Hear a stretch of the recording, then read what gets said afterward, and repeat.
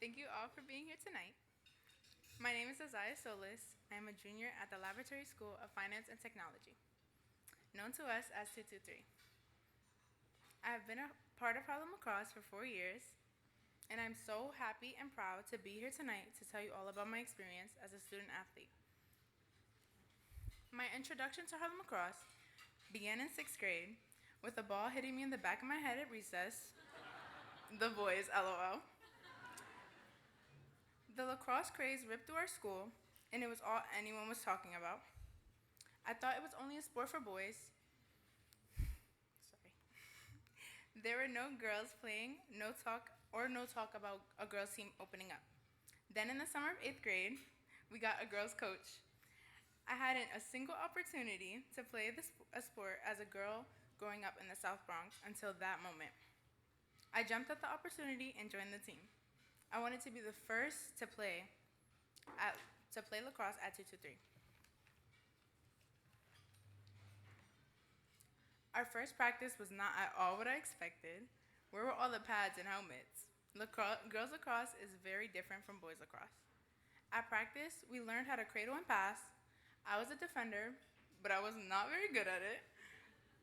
I couldn't pick up a ground ball, and I was a little too aggressive with my contact.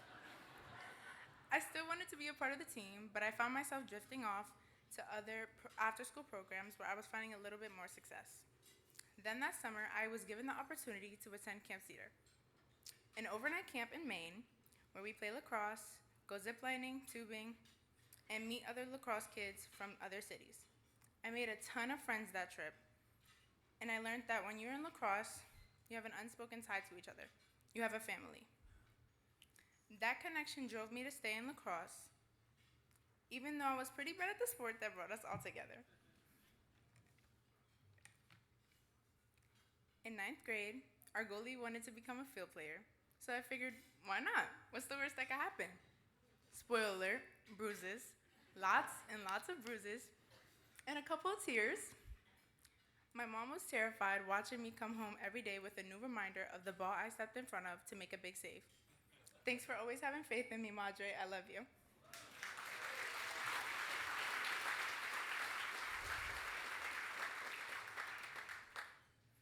Once I put that goalie helmet on, everything in my trajectory changed. Goalie was a challenge physically, mentally, and emotionally. But no matter what, my coaches and team lifted me up, creating a growth mindset within myself. I love the big role of being the center of defense and the center of attention. That sense of responsibility and value to my team gave me a purpose. It allowed me to be part of something bigger than myself. 9th grade year came and went, but we didn't have an official season. Then, in 10th grade, we were officially in the PSAL. We were finally playing towards something. It was no longer just hours of practice and academics without games. We were honing in on the X's and O's, learning the game that we had grown to love.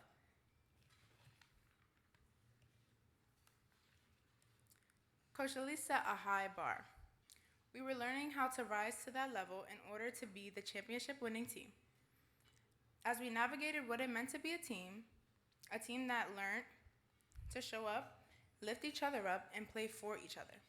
Suddenly, I found myself in the semifinal game, down by 1 goal with 1 minute and 30 seconds left. We had gone 10-1 on the season, and we were playing the #1 team that we had beaten by 1 goal earlier that year.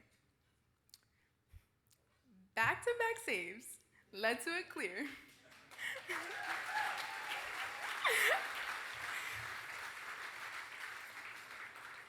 Back-to-back saves led to a clear that we had practiced for months. I got the ball out, and coach called a timeout. We were stunned.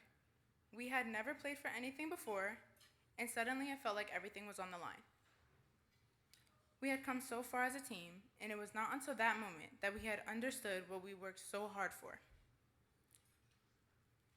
We were so close to our storybook ending, but the whistle blew before we could find the back of the net. We were in tears. Coach Lily was too. We hadn't We had given it everything, and we were so close to living out the dream we had created together. Except, that's not really the dream at Harlem Lacrosse, is it? Don't get me wrong, we are all working our butts off this year to make it right back to that championship game. But really, the dream is a brighter future for ourselves. For me, it means purpose, confidence, mental toughness, and accountability. It means leaving a legacy of excellence behind at 223. It means being the first in my family to attend and graduate college. It means creating a world that leads with love and compassion. It means continuing the journey of Harlem Lacrosse so every kid behind me is given the opportunities I've had. That is the ultimate championship trophy. That is what I am working so hard for. That is what my coaches and family believe in. That is what I'm after. And I know that with Harlem Lacrosse in my corner, I got this because they got me.